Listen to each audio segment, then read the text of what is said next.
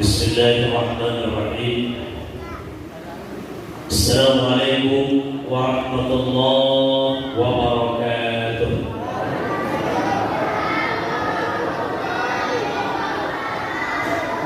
Kurang semangatnya. Dari dalam hendak kerengat balik ke Kerinci, salam kurang semangat, diulang lagi. Assalamualaikum warahmatullahi wabarakatuh.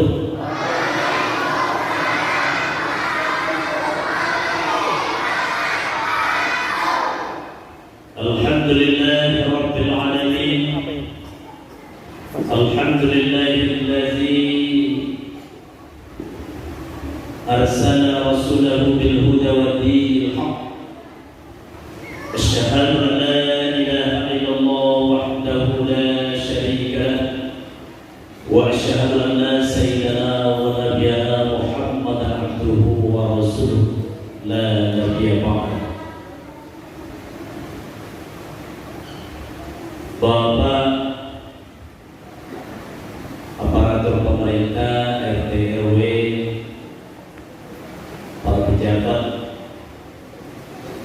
yang sempat hadir, Bapak pimpinan perusahaan yang hadir juga bersama kita di sini, Bapak para alim ulama, para ustaz, para kiai, tokoh-tokoh masyarakat, ketua adat, tokoh pemuda, generasi muda, tokoh wanita, ibu-ibu, umumnya kita yang hadir pada malam hari ini, insya Allah seluruhnya dimuliakan Allah Subhanahu wa Ta'ala. Istimewa pada tiap pelaksana, pengurus masjid, imam masjid, mudah-mudahan segala ikhtiar dan usahanya untuk terlaksana acara ini menjadi amal ibadah di Allah Subhanahu wa Ta'ala.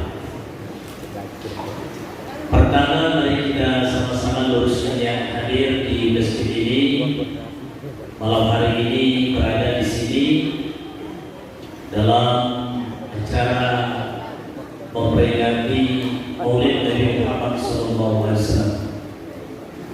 Mudah-mudahan acara kita ini diberi pahala oleh Allah Subhanahu wa Ta'ala.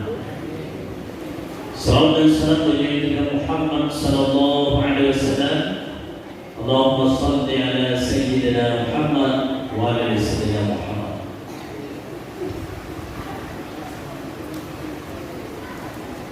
Amal ibadah yang tidak ada selawat di dalamnya, ibadah itu ditolak. Jadi selawat itu, Bapak Ibu, itu kalau dibawa ke perusahaan, kalau kita antar sawit atau antar kayu, itu mesti ada DO-nya. Nah, selawat itu DO-nya. Kalau tidak ada DO-nya, amal itu tak diterima. Kalau dibawa ke pemerintah sebuah surat, selawat itu ACC. Kalau tidak ada ACC, atau bisa juga stempel. Kalau tidak ada stempel, surat itu dianggap ilegal. Maka tadi Bapak Ibu, kita mahallul qiyam. Mahallul qiyam itu selawat dalam kondisi berdiri. Jadi kalau dulu orang-orang tua kita, kalau di negeri kita ini, itu ketika berjanji atau membaca kitab Asraful Anam, itu puncaknya kita berdiri atau marhaban, ya. Jadi makanya kita tadi disuruh berdiri. Nah, selawat itu ditulis dalam kitab Kifayatul Awam. Arti selawat itu ada 3. Pertama, selawat itu jika kita umat Muhammad yang baca, maka dia bermakna doa. Oleh sebab itu Bapak Ibu ketika Mahalul Qiyam tadi boleh menampungkan tangan sambil membaca selawat, di dalam hatinya boleh mengaturkan hajat apa yang ingin diminta, karena selawat yang dibaca umat itu menjadi doa, sedangkan selawat yang dibaca oleh malaikat itu maknanya keampunan, permohonan ampunan, dan selawat yang dibaca Allah itu maknanya rahmat. Jadi makanya tadi sebagian kita ada yang nampung tangan, ada juga yang tidak. Ya. Nah, besok kalau kita baca selawat, Bapak Ibu boleh dalam hatinya ada hajat-hajat yang ingin disampaikan, niatkan. Ya Allah, dalam hati jadikan anak saya anak yang soleh dan soleha, sambil baca selawat apa? Dalam hati, ya Allah, jadikan anak saya hafizah. Dalam hati, karena doa Islam. Bapak Ibu, tadi sudah dibaca ayat dalam surat Ali Imran, dimulai dari ayat 144. Saya untuk menambah referensi dalil kajian kita malam hari ini akan baca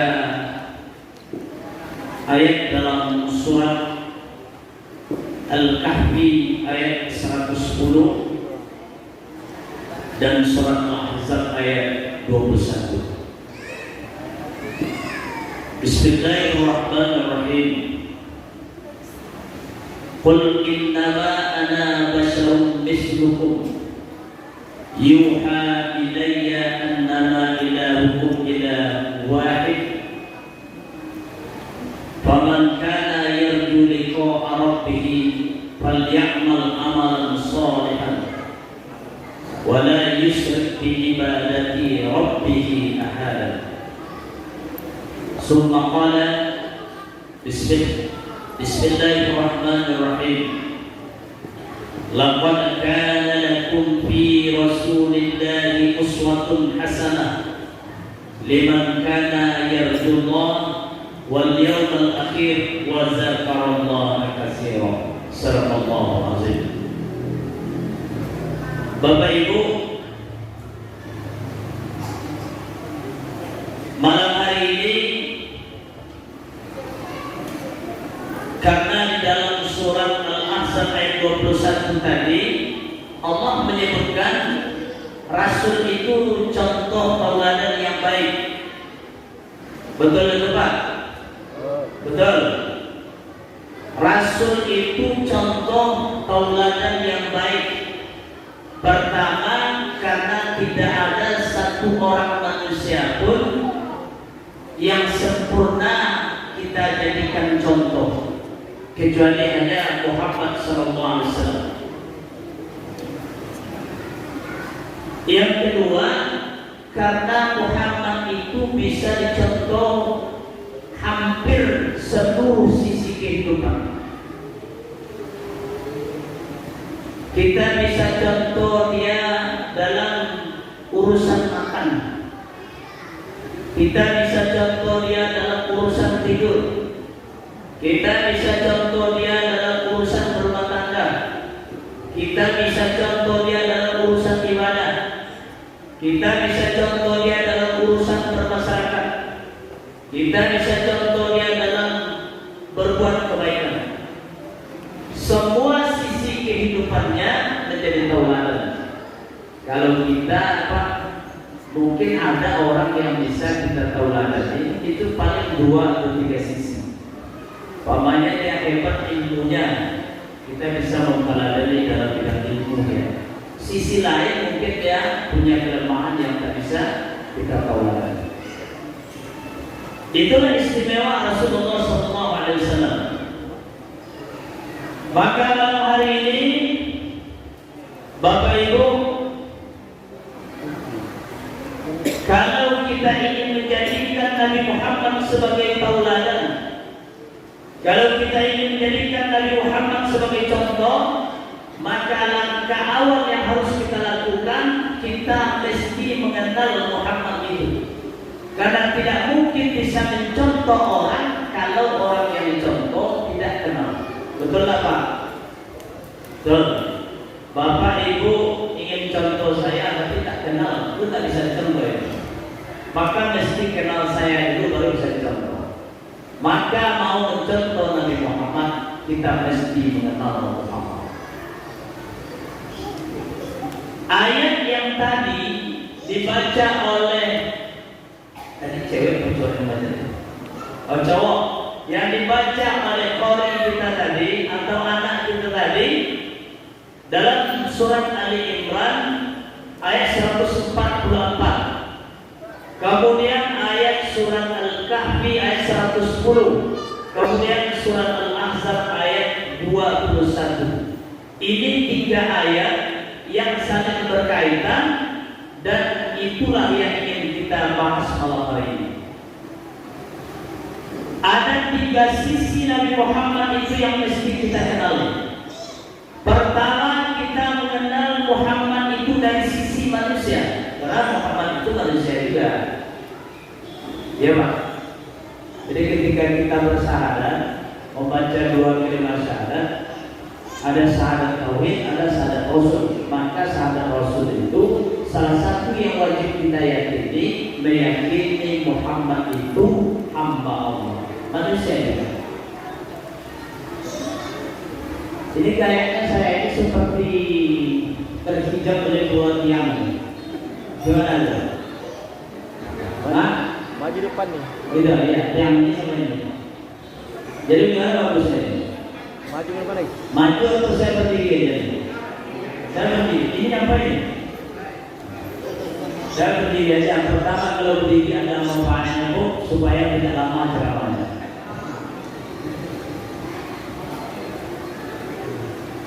Baru nampak. Karena saya ini punya kelebihan Pak. Kalau saya berdiri sendiri nampak tinggi, tapi kalau ada orang rendah, gitu. Beda dengan Nabi Pak.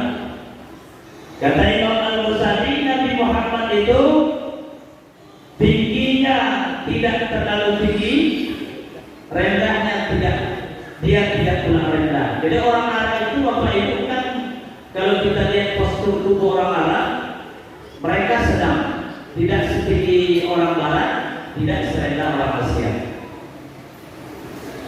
Tapi disebutkan siapapun yang berdiri di samping Nabi, setinggi apapun orang itu, ketika berdiri di samping Nabi, maka orang itu pasti kelihatan lebih rendah dari Nabi.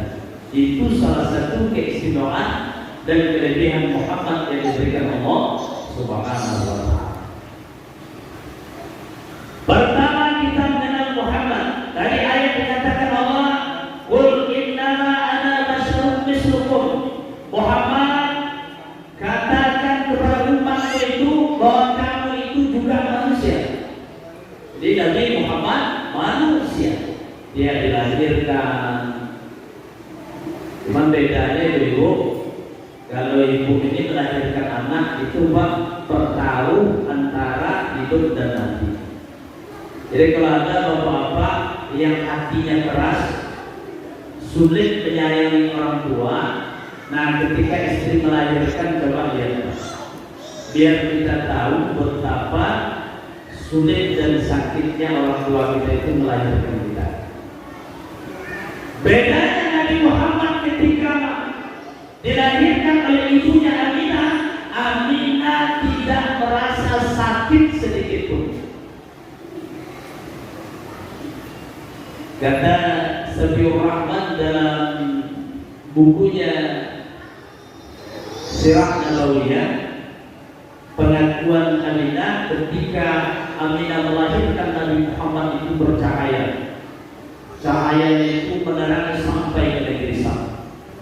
Itu tanda-tanda cikal bakal bahwa Nabi Muhammad, orang yang dilahirkan, bayi yang dilahirkan itu adalah seorang nabi dan pemimpin besar.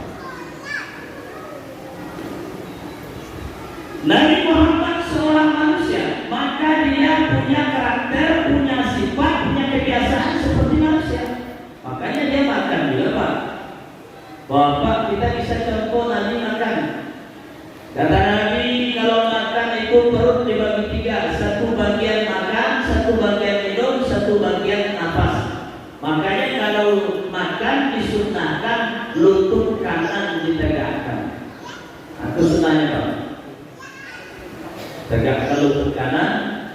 nanti selesai makan dilepas lututnya, maksudnya tegaknya diturunkan dan dilepaskan.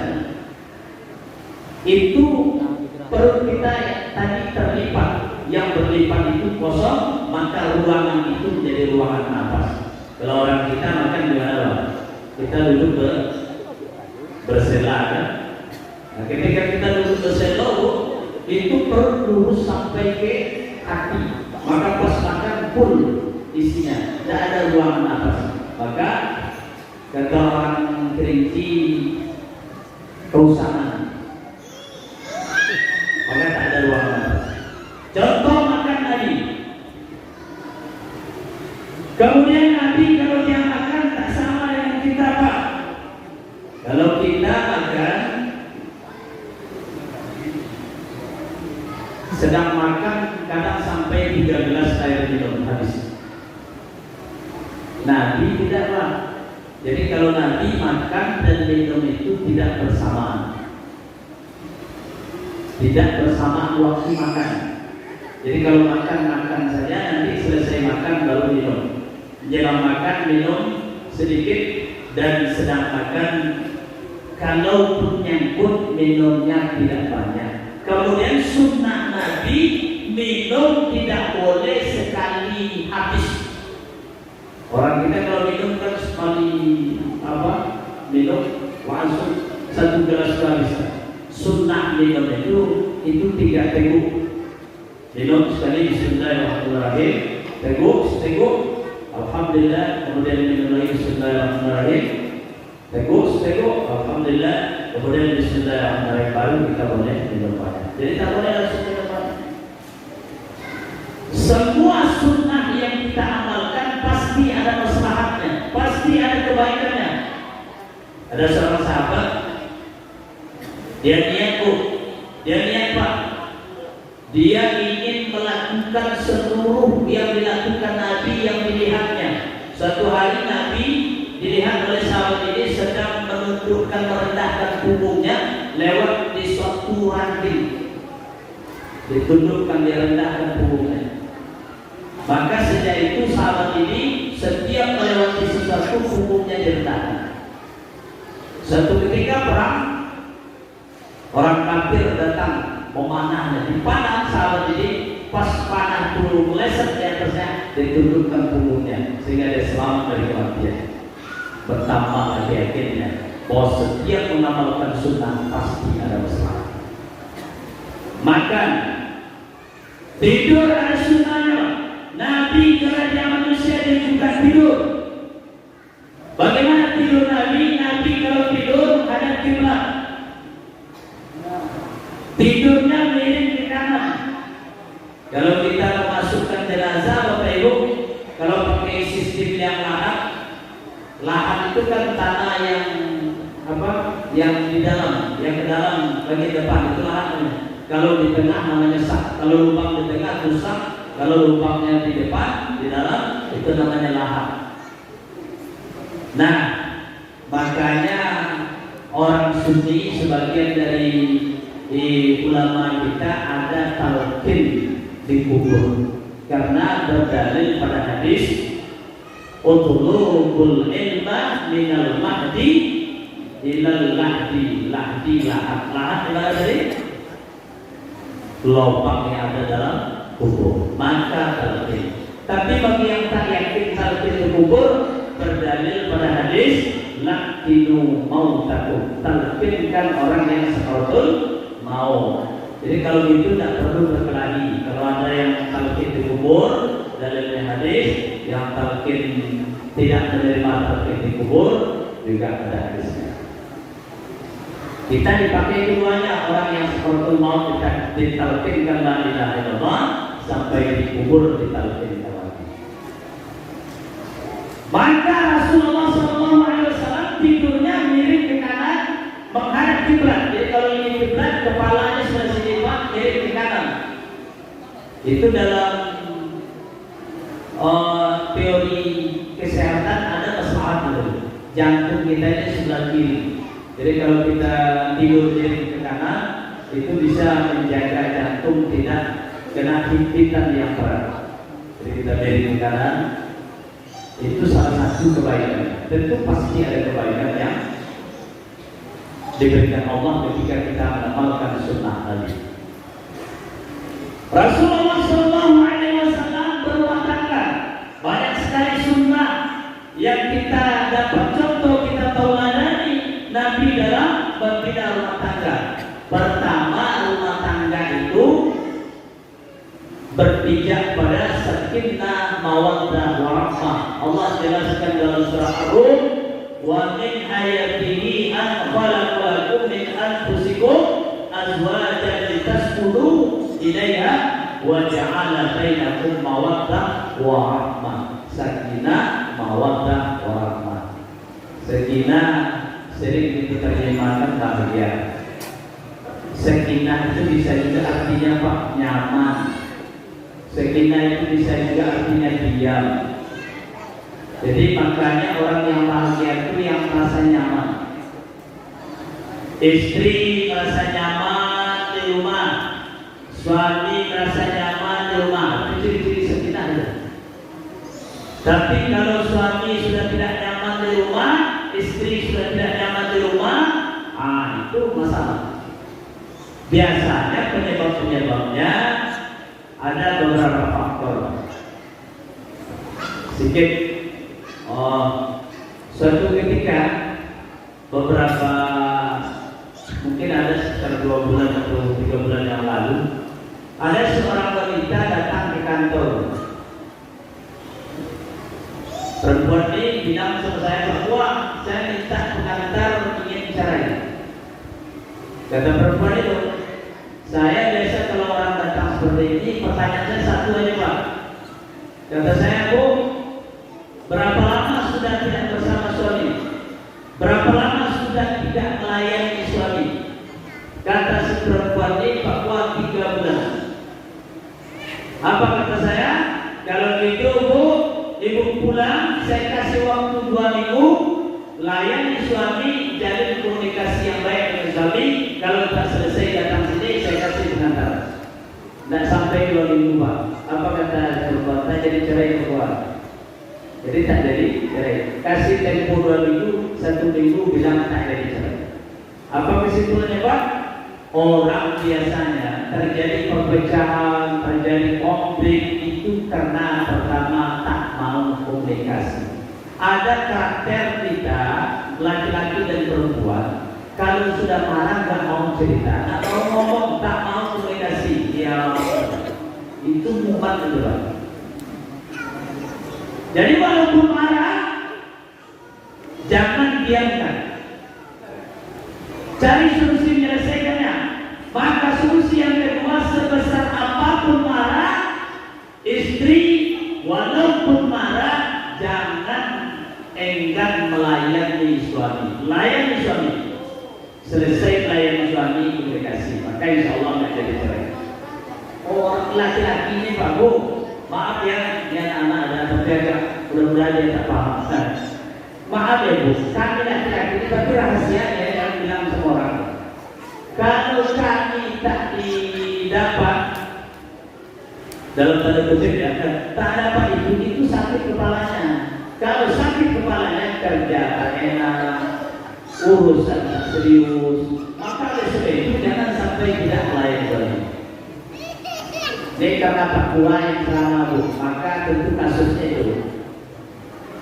Jangan sampai tak mau melayani suami. Itulah cikal bakal penyebab kehancuran. Apabila tidak mau melayani, maka masalah pasti akan bertambah besar. Yang kedua, mawaddah warahmah. Ada mawaddah yang sering kita terjemahkan, kita artikan cinta, rahmah, kasih sayang. Jadi kalau ada apa, ada calon pengantin yang datang, selalu saya tanya, apa beda cinta sama sayang? Seringkali pengantin, calon pengantin tak tahu bedanya. Jangan-jangan kita juga tak tahu beda. Ada yang bilang sama atau kuat, tidak sama. Karena Tuhan bilang berbeda. Wa ja'ala bainakum mawaddah wa beda. Karena Tuhan yang menyebut berbeda. tapi sama-sama perasaan. Yang satu perasaan cinta, yang satu perasaan sayang. Ada orang istrinya dipukulnya, ditempelin, dipukulnya soal istrinya. Tapi ketika dipanggil disuruh cerai, dia tidak mau cerai. Itu yang hilang rahmanya. Ada orang istrinya tidak dipukul, tidak disakiti, bahkan dibiayai, dibelanjakan, tapi dia minta cerai. Itu yang hilang mawaddahnya. Jadi kalau orang hilang sayangnya, maka dia akan menyakiti pasangannya. Tapi kalau hilang cintanya, dia tidak ada rasa apa-apa, tapi tidak disakiti. Maka keluarga sakinah mawaddah warahmah. Jaga itu, merasa nyaman, pupuk rasa cinta, pupuk rasa sayang. Mencontoh Nabi dalam rumah tangga. Ini sisi kena manusia. Dia sebagai seorang manusia sekaligus sebagai seorang rasul. Yang kedua, tadi dibaca dalam surat Ali Imran ayat 144, wa ma Muhammadun illa rasul. Muhammad itu tidak lain adalah seorang rasul. Maka kita mengenal Muhammad dari sisi kerasulannya. Rasul itu Pak punya 4 sifat wajib, 4 sifat mustahil, 1 sifat jaiz. Anak Ustaz, siapa yang hafal 4 sifat wajib bagi Rasul? Ada yang hafal? Kalau hafal Ustaz kasih hadiah. Ada yang hafal? 4 sifat yang wajib bagi Rasul. Ada apa? Yang perempuan ada? Yang punya anak ada? Karena punya anak ada hafal. Anaknya dapat, yang punya anak juga dapat. Ada yang hafal? Kalau hafal maju ke depan, Ustaz kasih hadiah. Apa nak? Apa? Wow, tidak mau maju. Ada 4 sifat wajib bagi Rasul. Yang pertama, sidik. Yang kedua, amanah. Yang ketiga, tabligh. Yang keempat, fadlanah, dia wajib. Inilah kunci keberhasilan kesuksesan Rasulullah SAW. Maka siapapun kita, apakah kita seorang pemimpin, apakah kita seorang rakyat biasa, apakah kita seorang suami, apakah kita seorang ibu, kalau ingin sukses, 4 sifat Rasul itu mesti kita tauladani. Pertama, sidik. Sidik apa artinya? Benar atau jujur, benar. Jadi kalau itu sidik itu Pak, kebenaran yang muncul dari hati nurani.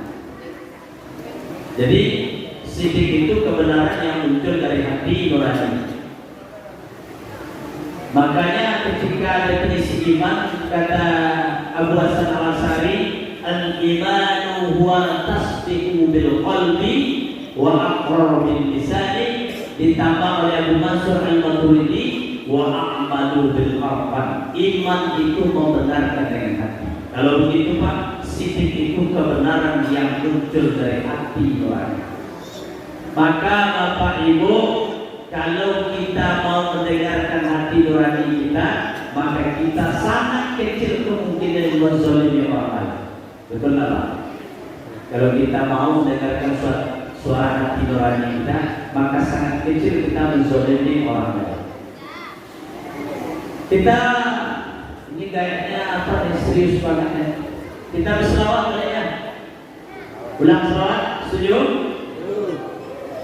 Ya Nabi salam alaika, ya Rasul salam alaika. Suaranya salah.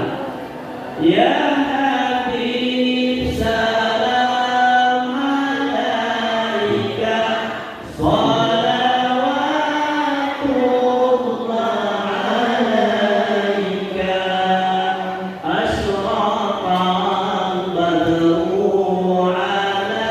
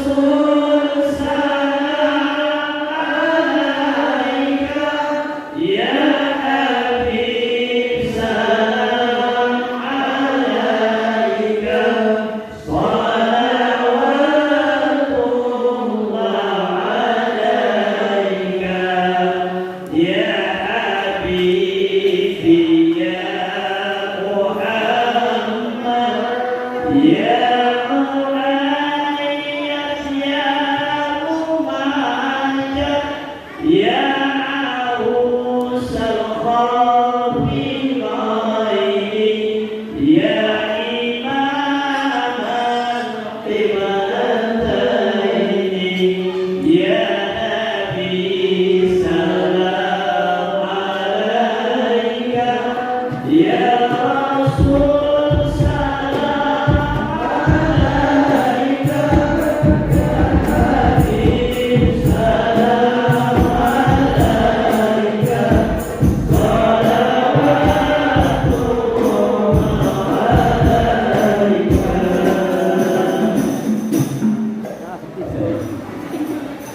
dari awal.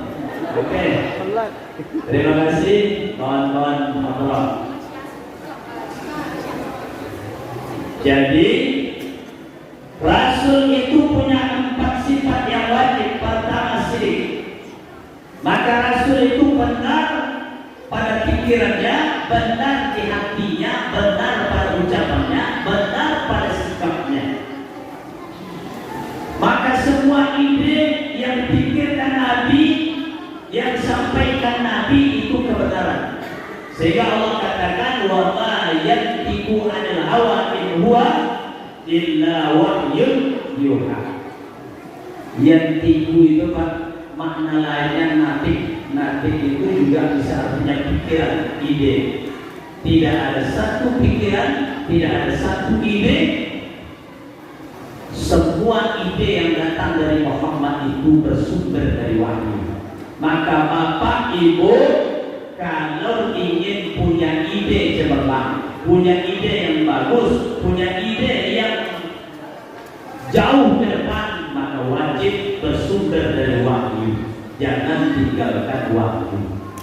Orang hari ini sekuler pikirannya Pak karena meninggalkan Quran dan hadis. Siapa yang meninggalkan Quran dan hadis maka pikirannya akan menjadi sekuler. Syirik. Yang kedua amanah. Bisa dipercaya. Kalau hati nurani sudah bicara Pak, kita bisa dipercaya. Hari ini orang banyak yang cerdas Pak, orang banyak yang pintar, tapi sulit mencari yang bisa dipercaya yang benar. Kenapa? Karena kecerdasan orang hari ini hanya sampai di pikiran, hanya sampai di otak, tidak bersumber dari hati nurani. Makanya Pak, agama kalau tidak sampai ke hati, ilmunya hanya sampai di pikiran, itu sulit dia untuk berubah.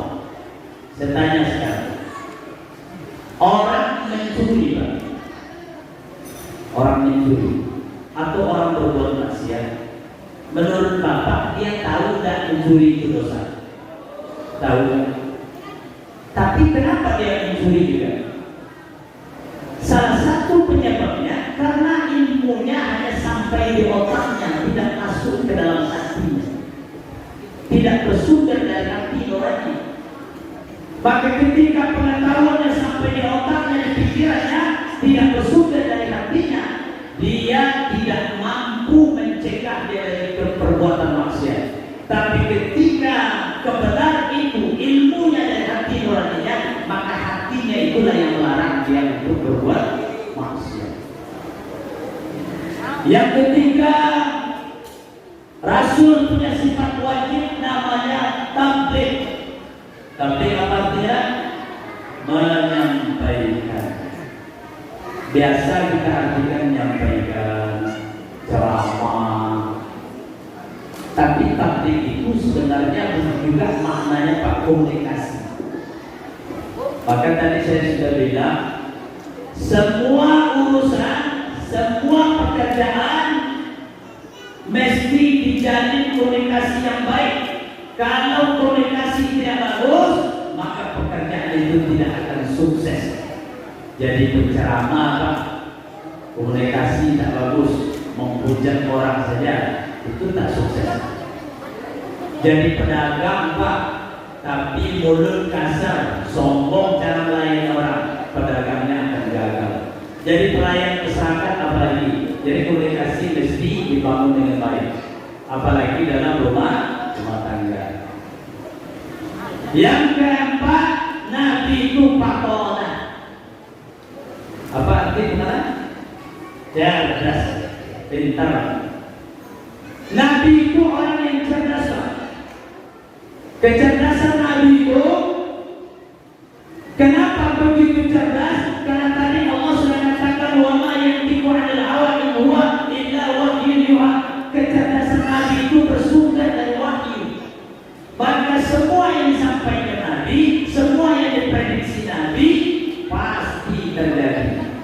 Nabi 15 abad yang silam, 15 abad yang silam Nabi wafat.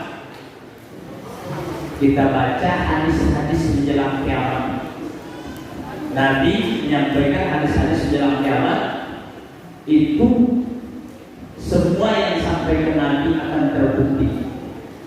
Tapi coba kalau kita disuruh memprediksi sekarang Pak, disuruh memprediksi kejadian 1 bulan ke depan, meleset.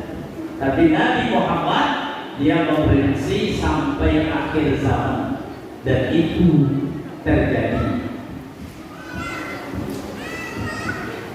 Itu bagian yang kedua. Bagian yang ketiga, Muhammad itu kita kenal, yang wajib, yang kita pelajari, harus kita kenali agar kita bisa memperladannya. Nabi Muhammad sebagai kekasih Allah. Jadi dia sebagai manusia biasa punya karakter seperti kita. Dia sebagai seorang rasul punya sifat-sifat. Dia sebagai seorang kekasih Allah atau sebagai seorang nabi. Kita banyak kadang-kadang memahami nabi dan rasul itu sama. Padahal kalau secara khusus nabi dan rasul itu beda. Makanya kalau nabi itu jumlahnya banyak. Nabi itu mencapai jumlahnya 124.000 jumlah nabi. Tapi kalau rasul kata pengarang kitab Kifayatul Awam, itu rasul itu jumlahnya sebanyak angka yang terdapat dalam nama Muhammad. Jadi dalam nama Muhammad itu Pak, dalam tulisan Muhammad itu, dulu orang-orang Arab itu sebenarnya ilmu matematika, ilmu berhitung turun, mereka memakai sistem lambang. Jadi Muhammad itu melambangkan, mim-nya melambangkan angka 90. Jadi mim di dalam Muhammad itu ada 3, berarti sudah 270. Ditambah A, ditambah dal, total seluruhnya berjumlah 314. Maka kata para ulama, jumlah rasul itu 314 orang. Itu ada berapa jumlah? Berapa jumlahnya? Berapa jumlah rasul? Nanti kalau dapat pertanyaan Ustaz terakhir, jalan Ustaz berarti kita bisa tanya.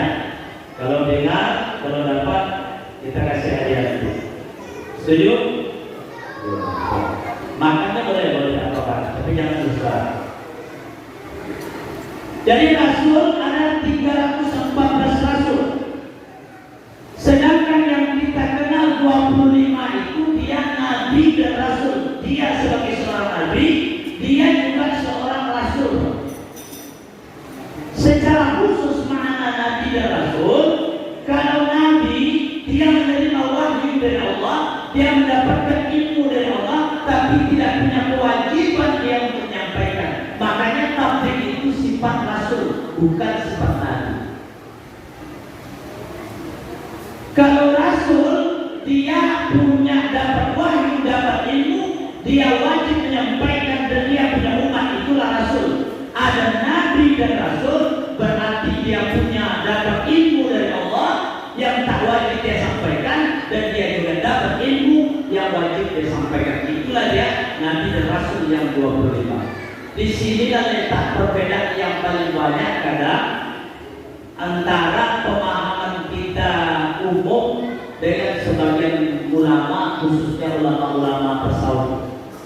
Karena dalam kajian-kajian tasawuf Pak, banyak ketemu ilmu-ilmu yang masuk dalam kategori ilmu kenabian. Nabi Musa dikisahkan dalam surat Al-Kahfi ayat 63 sampai ke atas. Nabi Musa itu dia juga seorang rasul. Karena dia seorang rasul, dia dapat kitab. Apa nama kitab yang diturunkan kepada Nabi Musa? Kitab Taurat. Dia punya kitab. Ada namanya Nabi Allah Khidir. Dia tidak punya kitab. Dia tidak seorang rasul. Tapi dikisahkan dalam Al-Quran, Allah menyuruh Nabi Musa belajar kepada Nabi Allah Khidir. Apa yang dipelajari Nabi Musa kepada Nabi Allah Khidir, itulah dia ilmu kenabian. Karena dalam bidang ilmu kenabian, Khidir lebih tinggi ilmunya dibandingkan Musa. Meskipun dalam bidang kerasulan, Musa seorang rasul. Maka disuruh belajar. Jadi apa yang ingin saya sampaikan, kadang kita ini Pak memahami agama ini kan ada orang yang setiap kita menyampaikan sesuatu ditanya dalil di mana? Dalil di mana?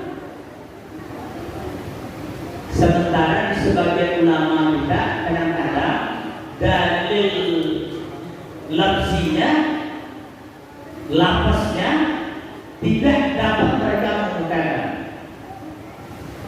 Itu kenapa bisa terjadi Pak? Karena diantaranya ilmu-ilmu kenabian tadi. Maka Muhammad SAW dia seorang nabi kekasih Allah. Dia pasti punya keistimewaan. Maka apa keistimewaan Nabi Muhammad SAW? Di awal saya sudah sampaikan tadi Pak, Nabi Muhammad itu dijelaskan oleh Allah di dalam surat Al-Anbiya 107, wa ma arsalnaka illa rahmatan lil alamin. Muhammad itu rahmat Allah yang diturunkan ke bumi untuk alam semesta. Apa itu rahmat? Rahmat ini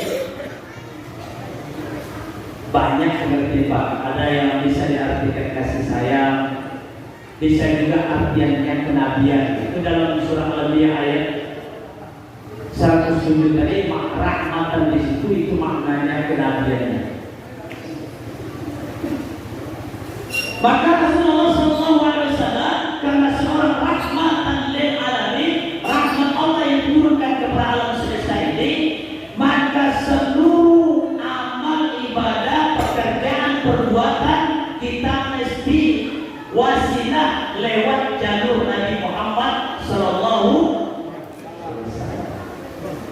Tadi tersinggung kalau ibadah tak ada selawat di dalamnya ditolak. Rukun salat ada berapa? Anak Ustaz ada yang tahu berapa rukun salat dalam mazhab Syafi'i? Berapa?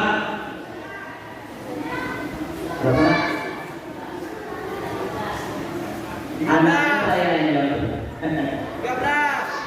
13. Dalam mazhab Syafi'i 13 rukun salat. Nomor 11-nya selawat. Nomor 11-nya selawat. Padahal sholat itu ibadah yang langsung kepada Allah. Ibadah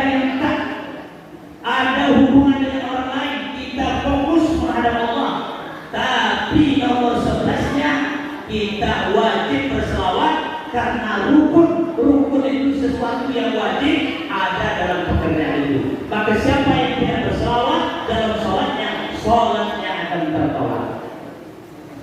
Jadi kalau kita apapun amal itu berselawat, maka dalam keseharian jangan tinggal berselawat, banyak-banyak berselawat. Suatu hari Pak Presiden Soekarno bertanya kepada seorang profesor. Nama profesor itu Qadirul Yahya. Qadirul Yahya ini dia profesor, seorang ilmuwan dalam bidang ilmu fisika. Tapi dia juga seorang ulama dalam bidang tasawuf. Kata Soekarno, Pak Prof, saya punya satu pertanyaan. Sudah sering saya tanyakan kepada para ustaz, sudah sering saya tanyakan kepada para ulama, sudah sering saya tanyakan kepada para kiai, tapi jawaban dari pertanyaan saya itu belum ada satu pun yang menenangkan hati saya, belum ada satu pun yang saya puas dengan jawaban mereka. 4 tahun belakangan ini, kata Presiden Soekarno, saya mendengar nama besar Pak Prof. Engkau seorang ilmuwan, engkau juga seorang ulama. Maka saya berharap pertanyaan saya ini engkau bisa jawab. Apa yang ditanyakan Soekarno kepada Profesor Qadirul Yahya? Kata Soekarno, Pak Prof, saya ini rasanya kesalahan saya lebih banyak dari amal saya. Lebih banyak salah saya dari amal saya. Kalau dihitung-hitung tidak cukup untuk menghapus kesalahan, sehingga saya tak mungkin masuk surga. Kira-kira kita jawab apa? Mana yang banyak kebaikan dengan kesalahan? Kira-kira mana yang banyak salah-salahnya? Ada yang pede rasa banyak kebaikan tak? 24 jam kita sholat, kalau sholat wajib yang kita kerjakan Jumat, anggaplah sholat kita khusyuk kali 10 menit, 50 menit, tak sampai 1 jam, 23 jam 10 menit, itu isinya belum tentu ada nilai ibadah. Bisa jadi banyak kesalahan yang kita buat, mulai dari bangun tidur. Karena ada orang ini kadang bangun tidur saja sudah suzon dia berusaha berdoa. Makanya kita Islam itu mengajarkan bangun tidur kita suruh bersyukur dan memuji Allah. Alhamdulillahilladzi. Doa bangun tidur nak. Alhamdulillahilladzi. Yang punya anak, alhamdulillahilladzi. Mata bunyi. Bangun tidur kita disuruh bersyukur membaca doa alhamdulillahilladzi ahyana ba'da ma amatana wa ilaihi nusyur. Saat mata Bapak Ibu terbuka, pertama ungkapan yang keluarkan itu memuji Allah. Terima kasih ya Allah, alhamdulillah, segala puji untukmu ya Allah yang telah menghidupkan aku kembali. Umat Islam ini kan Pak disuruh berpikir positif, berkata positif, berprasangka baik. Maka kata dalam teori kuantum ikhlas, orang kalau selalu berpikir positif, berkata baik, berprasangka baik, maka orang itu akan kebaikannya itu menjadi magnet yang menarik seluruh kebaikan yang ada di sekitarnya. Dan kebaikan itu mengumpul pada dirinya, maka saat itu orang itu akan selalu sukses. Tapi kalau orang selalu berprasangka buruk, berkata negatif, prasangka, perasaannya tidak enak, berpikir negatif, maka itu akan mengumpul pula aura negatif itu. Dan aura negatif itu menjadi magnet menarik yang negatif-negatif di sekitarnya, maka orang itu akan selalu gagal. Maka oleh sebab itu Islam menyuruh kita berprasangka baik. Bangun tidur puji Allah, alhamdulillah. Maka kita disuruh menjawab. Maka kata Soekarno, rasanya saya tidak mungkin masuk surga. Kalau lihat ibu saya agak pesimis, semangat hidup saya lebih lama. Tapi kata Soekarno, ada satu hadis yang membuat saya bangkit semangat, motivasi saya timbul kembali. Apa itu? Kata Soekarno, saya membaca satu hadis sahih. Ada seorang wanita ahli maksiat, berbuat dosa, kerjanya wanita penghibur.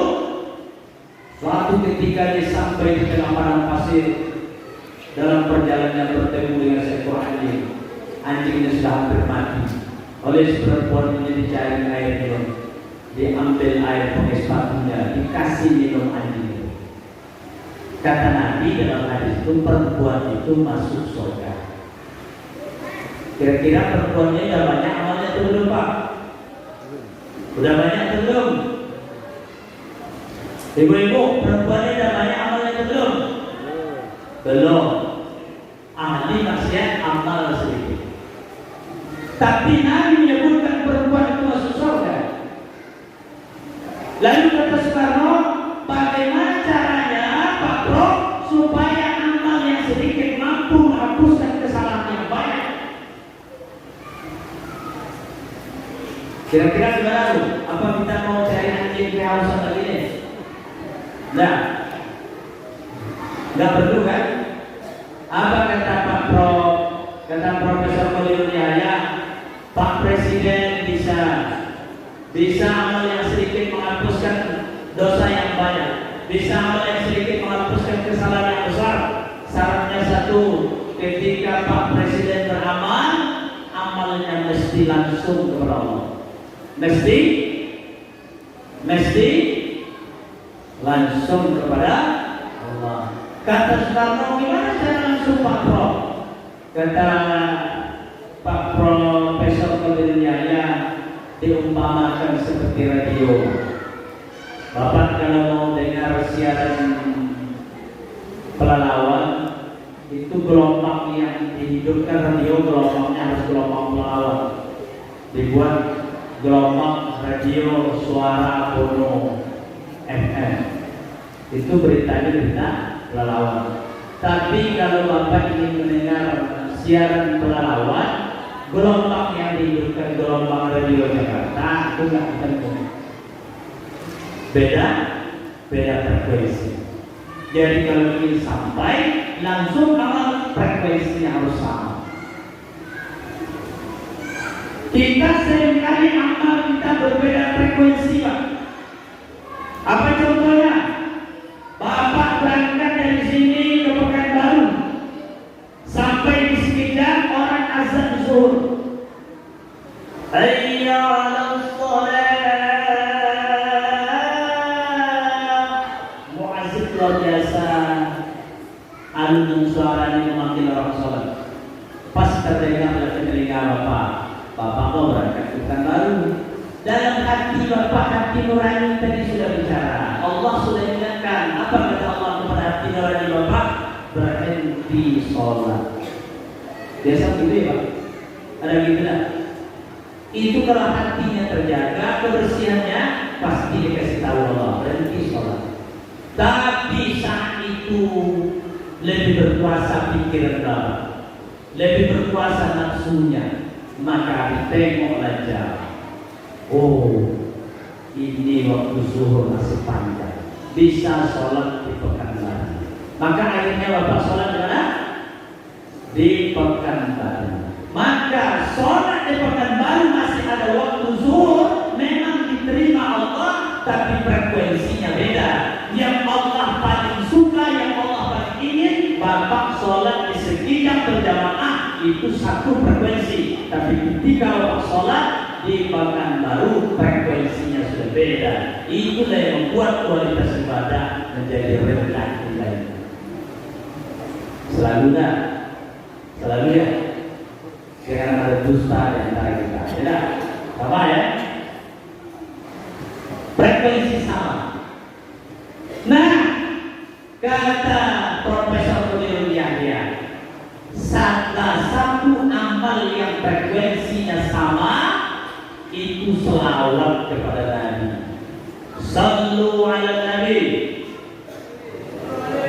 Sallu alaihi. Sallu alaihi. Amal yang satu frekuensi Pak, di antaranya sholawat. Kenapa? Innallaha wa malaikatahu yusholluna 'alan nabi ya ayyuhalladzina amanu shallu 'alaihi wa sallimu taslima. Allah berselawat. Tadi sudah saya sampaikan di awal, kalau Allah yang berselawat itu maknanya rahmat, kalau malaikat yang berselawat itu maknanya maghfirah, kalau umat Muhammad yang berselawat itu maknanya doa. Maka Allah berselawat, malaikat berselawat, kita berselawat, satu frekuensi Pak. Maka selawat itulah amal yang diantaranya langsung kepada Allah. Sallallahu ala Muhammad, sallallahu alaihi wasallam, sallallahu ala Muhammad, sallallahu alaihi wasallam. Oke, seperti terus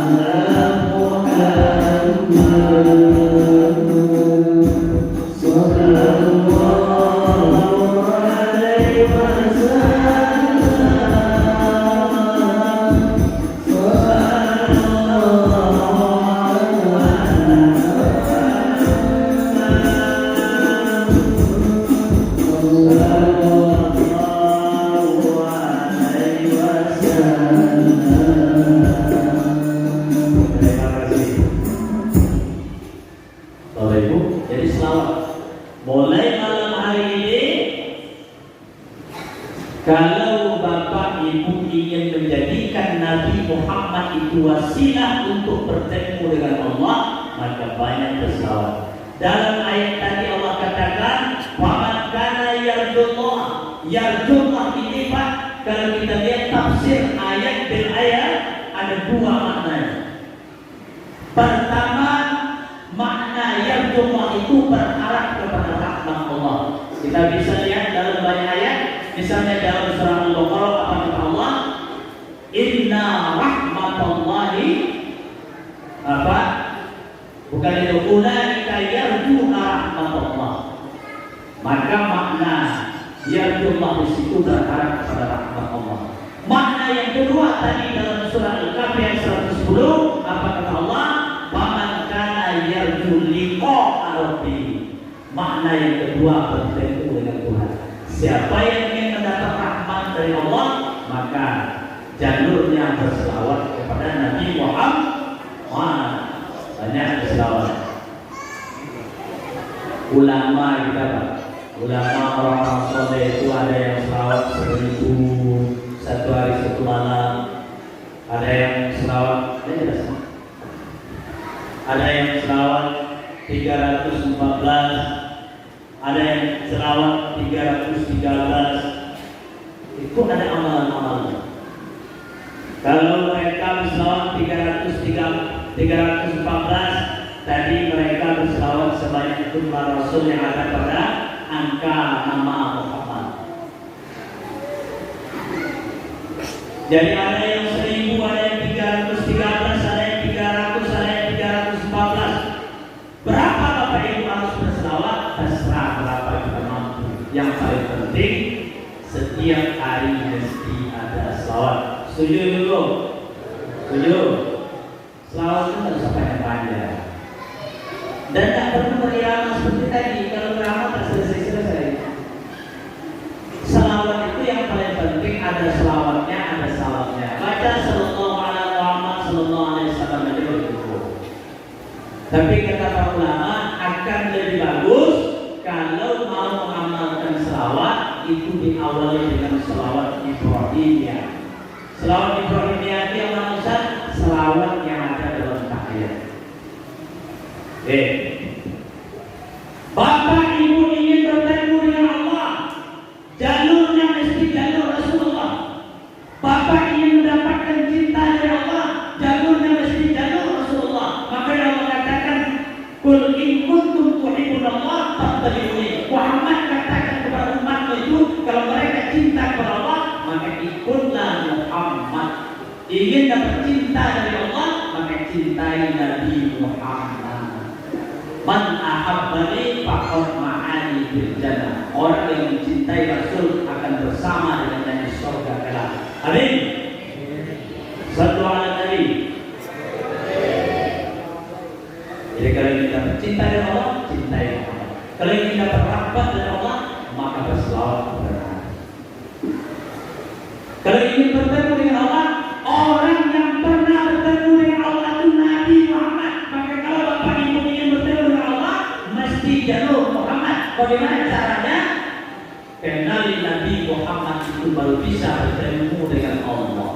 Jadi, maka di dalam kajian-kajian Zubi, agak kajian mendalam sedikit, ada kajian Nur Muhammad, kajian hakikat diri Muhammad. Karena orang yang mengenal hakikat Muhammad itu akan tahu dia bagaimana hubungan dia dengan Muhammad. Ketika dia tahu hubungan dia dengan Muhammad itu, akan tahu dia betapa dekatnya Muhammad itu dengan Allah. Itu urutannya. Makanya ada sebuah asar, jadi ada yang mengatakan ungkapan hadis, ada yang juga mengatakan ungkapan ulama, man arafa nafsahu faqad arafa rabbahu. Siapa yang mengenal dirinya akan kenal Tuhan. Mengenal diri di situ Pak, mengenal sampai hakikat Muhammad. Kenal sampai hakikat Muhammad akan tahu hubungan dengan Nabi Muhammad. Dan orang yang kenal sampai hubungan Muhammad, dia akan tahu kedekatan dengan Nabi Muhammad. Maka banyak hadis di kalangan para ulama kita dengan berbagai bentuk matan. Ada yang berbunyi, laulaka ya Muhammad ma khalaqtu syai'an. Kalau tidak karena engkau Muhammad, aku tidak menciptakan segala sesuatu. Bayangkan Allah menciptakan alam semesta ini Pak, itu disandarkan di asbab, menjadi asbab Nabi Muhammad Sallallahu Alaihi Wasallam.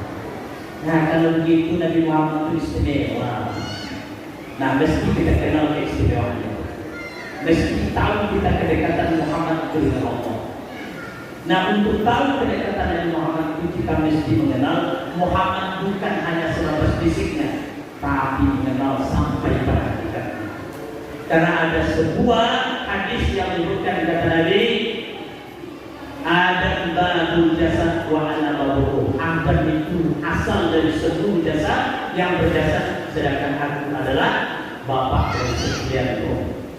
Jadi kalau gitu Pak, kita ini punya hubungan yang dekat dengan Nabi Muhammad melalui ruh kita. Disitulah kita bisa mendekatkan diri kepada Nabi Muhammad SAW, dan disitu pula kita nanti mengetahui hubungan kedekatan Muhammad dengan Allah SWT. Terakhir saya ingin menyampaikan, ketika Adam diciptakan itu Bapak Ibu, lalu rohnya ditiupkan, Adam hidup.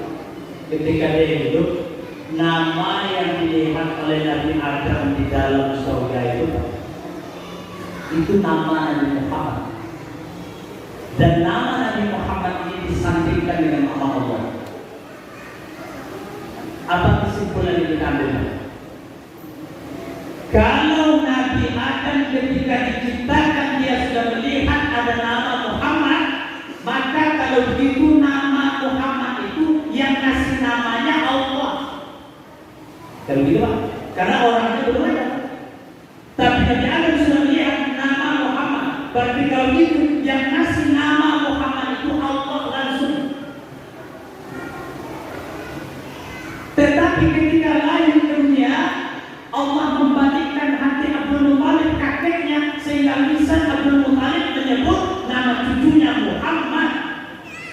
Makanya Muhammad itu ganjil dalam silsilah Nabi Muhammad. Belum ada satu orang pun dalam silsilah keturunan Nabi Muhammad orang yang menggunakan nama Muhammad, sehingga orang kafir Quraisy meragukan nama Muhammad itu ketika diumumkan oleh datuknya Abdul Muthalib karena tidak biasa. Tapi kalau begitu kesimpulannya Allah yang kasih nama.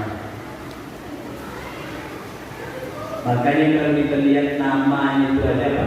Itu udah punya keistimewaan tersendiri. Muhammad itu kalau kita belajar ilmu sharaf kan wazannya hamida yuhammidu Muhammadan. Itu Muhammad itu artinya orang dipuji. Lalu ain fi'ilnya itu bersabdu bertasdid. Itu maknanya ditaksir banyak dan terus menerus. Maka Muhammad itu dipuji secara terus menerus. Itu pasalnya saya sering sampai ke jemaah, Bapak Ibu, andaikan hari ini Nabi Muhammad masih ada, atau waktu masa Nabi Muhammad itu sudah ada YouTube, maka dikumpulkan seluruh YouTuber di dunia ini, ditandingkan dengan follower Nabi Muhammad itu akan kalah seluruhnya. Ustaz Abu Somad berapa followernya? 7 juta. Itu udah berapa lama Ustaz Abu Somad ceramah? 7 juta followernya. 7 juta. Nabi Muhammad itu Pak, dalam sehari semalam, Bu, orang follower Nabi Muhammad itu bisa mencapai 46 miliar. Itu baru dari sholat wajib. Dari sholat wajib saja follower Nabi Muhammad itu mencapai 46 miliar. Dari mana kita hitung Pak? Kita ketika sholat zuhur 2 kali kita baca tahiyat, betul tak? Baca tahiyat itu 2 kali ya.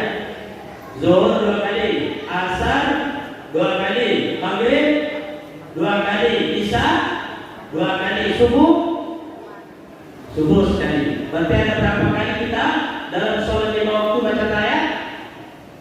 9 kali. Dalam satu tahiyat itu kita ada 5 kali memuji Muhammad itu berselawat kepadanya. Dalam satu tahiyat kali 9, 5 kali 9, 45 dikali dengan jumlah umat Islam di dunia ini hari ini yang kurang lebih 1,9 miliar akan ketemu Pak dalam sehari semalam orang berselawat kepada Nabi 45 sampai 46 miliar satu hari satu malam. Oh Ustaz, karena semua umat Islam yang sholat itu potong separuh. Berarti Nabi Muhammad kita potong separuh orang tak sholat, maka ada sekitar 23 miliar dalam sehari semalam orang berselawat. Itu baru dari sholat wajib, belum dari sholat sunnah, belum orang yang berselawat di luar sholat. Jadi kita aja yang malas berselawat. Kalau orang banyak berselawat, maka mulai malam hari ini kita biasakan berselawat. Setuju? Yang kedua biasakan Pak, Bu, jaga hati nurani supaya terus diingatkan Allah. Hati terjaga kesuciannya, maka banyak bertobat kepada Allah. Apa kata Nabi? Ya ayyuhan nas tubu ilallah fa inni atubu fil yaumi mi'ata marrah. Hai manusia, kalian banyak-banyak beristighfar karena aku dalam sehari kata Nabi bertobat istighfar 100 kali. Satu, banyak selawat. Kedua, banyak beristighfar. Terakhir, banyak berzikir Pak. Karena orang yang mencontoh Nabi itu ciri-cirinya banyak berzikir. Tadi ayat mengatakan liman kana yarjullah wal yawmal akhir wa zakarallah katsira. Orang itu banyak berzikir. Jadi banyak berzikir, banyak selawat, banyak beristighfar.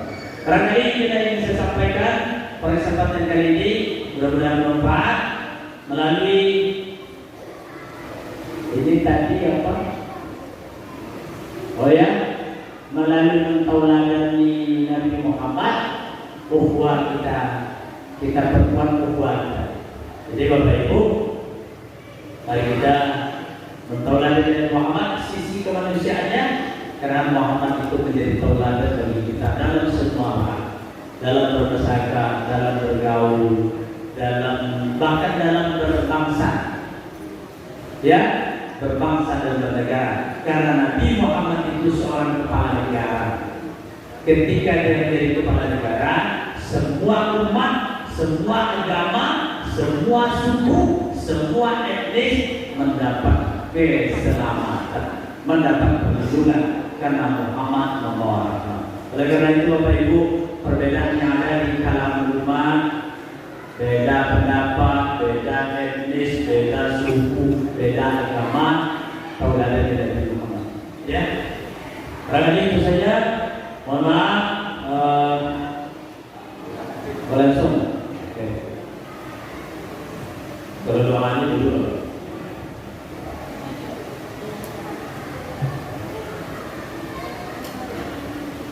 Bapak Ibu, mari kita berdoa kepada Allah Subhanahu wa taala. Mudah-mudahan acara kita malam hari ini diterima sebagai amal ibadah oleh Allah Subhanahu wa taala. A'udzu billahi minasyaitonir rajim. Bismillahirrahmanirrahim. Alhamdulillahi rabbil alamin. Wassalatu wassalamu ala asyrofil anbiya'i wal mursalin wa ala alihi wa ashabihi ajma'in.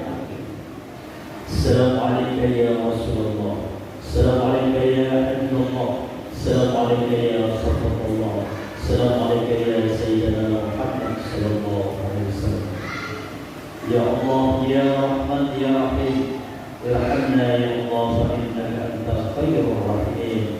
Warzuqna ya Allah fa innaka anta khairur rahimin. Wa tub alaina ya Allah fa innaka anta tawwabur rahim. Allahumma ighfir lana dhunubana wa li walidayna warhamhuma kama rabbayana shaghira.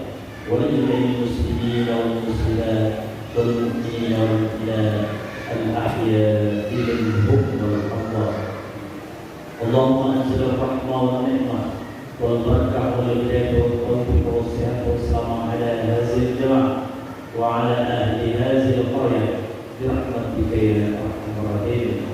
Allahumma arzuqna thabatan Nabi Muhammad sallallahu alaihi wasallam awwalan wa akhiran wa zahiran wa batinan wa qawlan wa fi'lan wa ta'atan wa ibadah wa amalan salih wa amal.